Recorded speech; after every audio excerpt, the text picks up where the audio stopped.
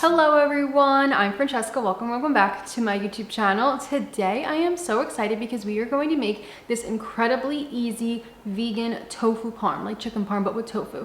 It's gluten-free, it comes together very quickly, like in under a half hour, and it is so delicious. You're going to love it. As always, the full written recipe is on the blog. Check the link in the description box down below for the full blog post. That's where I offer substitutions, tips, ideas, everything more in depth over there. And I also read all the ingredients in the description box, and I link anything that you may need for this recipe. So please be sure to check the description box because it probably has everything you want to know there already. So thank you so much for watching. Thank you so much for being here. If you like my videos, please make sure to like, comment, subscribe, all that good stuff. If you haven't seen some of the other recipes I've put out recently, go check them out. I've been doing a lot of really great summer recipes. I think you'll really like them.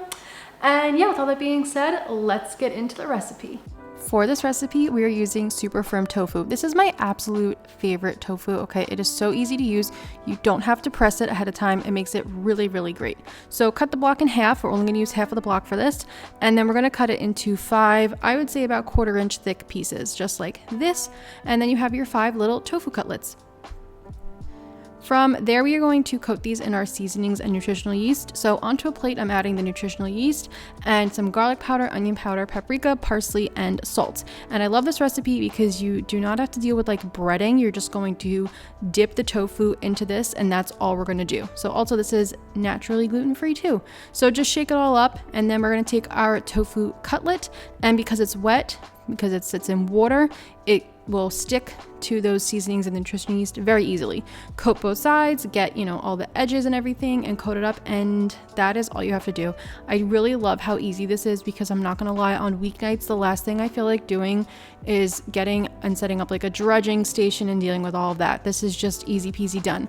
Place them onto a lined baking sheet, and you can spray them with a little bit of spray oil if you like. This is optional, but it does add something extra, or you could air fry these too if you like. Pop it in the oven at 400 degrees Fahrenheit for 13 minutes. In the meantime, let's make our vegan mozzarella cheese sauce. I'm combining vegan mozzarella shreds and non-dairy milk. I'm using the mozzarella shreds from 365, and we're gonna just let that melt up on the stove.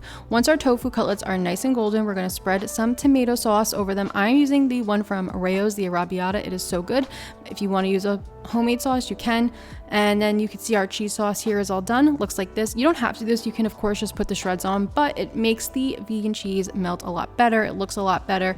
And actually I was even thinking you could just melt it and then spread it on the tofu like this if you wanted after you bake it. So we're gonna pop that back in the oven for about 5 minutes, and then you can broil it if you like. And when the tofu comes out, it's gonna look like this. You could see the cheese is kind of melted into there. The sauce has melted in there. It's really delicious looking. You can broil it for a few minutes if you like, get it nice and crispy on top. If you do broil it, just carefully watch it, but this just is so good. And I don't mind that cheese spillage and sauce spillage. I don't know, I just think it makes it even more appealing because it's just melty and gooey. And then optional, you don't have to garnish this, but I'm gonna add some dried parsley, some vegan parmesan if you like. The one from Go Veggie is really good. And then I'm just gonna add a lot of fresh basil in there. We have a garden right now and we have crazy amounts of fresh basil, so it looks so good. You can pair this with some pasta, any kind of pasta you like, or I don't know, a vegetable, or really anything you want to pair it with. And it's easy to make, it's delicious, and I think it tastes really good. And as you can see, it was so much easier. There was no frying, there was no breading. It comes together so quickly. So like I said earlier, full written recipes on the blog. Check the description box down below for that. If you try it, let me know how it goes. Thank you so much for watching. Thank you so much for being here, and I'll see you next week. Bye.